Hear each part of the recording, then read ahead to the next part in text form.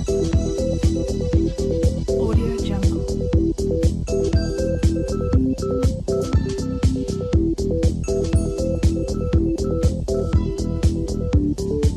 Audio Jungle.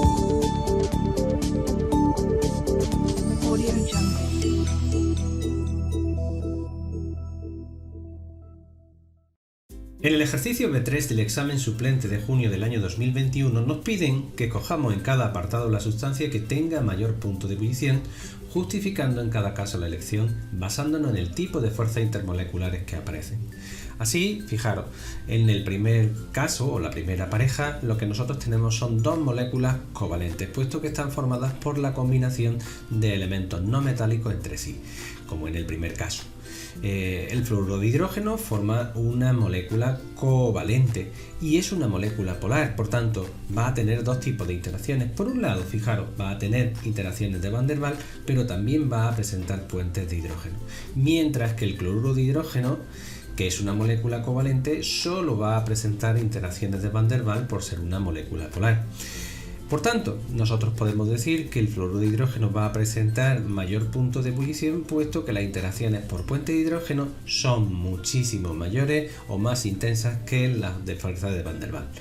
Esto es así, puesto que las fuerzas de puente de hidrógeno solo se formaban, debemos de recordar, entre átomos muy electronegativos con pares de electrones sin compartir y unidos a hidrógenos disponibles. Este es el caso. En el segundo caso, lo que nos dicen es que comparemos el punto de ebullición del bromo y del hidrógeno. También se tratan de dos moléculas covalentes. La diferencia es que en este caso, al tratarse de dos átomos iguales, tendrán la misma electronegatividad y por tanto la molécula será polar. Así que solo va a presentar fuerza de dispersión London. Pero esto mismo es lo que le ocurre al hidrógeno. Entonces, cuando nosotros tenemos que decidir exactamente qué es lo que está ocurriendo, debemos de recordar que la interacción por fuerza London lo que dependía era de la polarizabilidad de la molécula, es decir, de la facilidad con la que se movieran los electrones dentro de la molécula. Fijaros que cuando nosotros tenemos interacciones de London, lo que ocurre es que se aparecen pequeños dipolos instantáneos que permiten que haya una separación de carga dentro de la molécula. Y en este caso el elemento más polarizable es el bromo, puesto que tiene mayor tamaño. Decíamos nosotros en clase que la polarizabilidad dependía de la masa molecular y de la longitud de la cadena.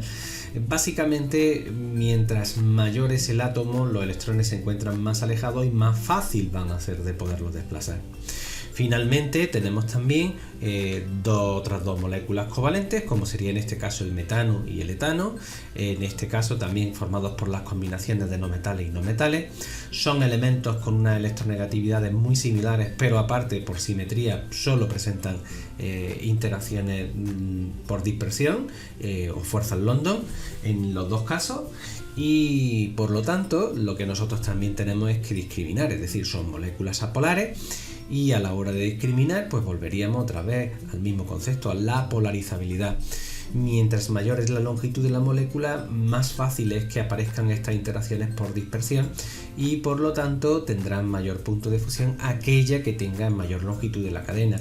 Debemos de recordar también un pequeño ejemplo que veíamos nosotros en el caso de la fuerza London, como al aumentar la longitud de la cadena, el tipo de interacciones por dispersión que van a aparecer a lo largo de toda la molécula va a ser mucho mayor. Esta es la razón por la cual, a medida que los ácidos grasos van aumentando la longitud de su cadena, pues se van convirtiendo, pues en este caso, de líquidos hasta sólidos, como es el caso, por ejemplo, de la cera.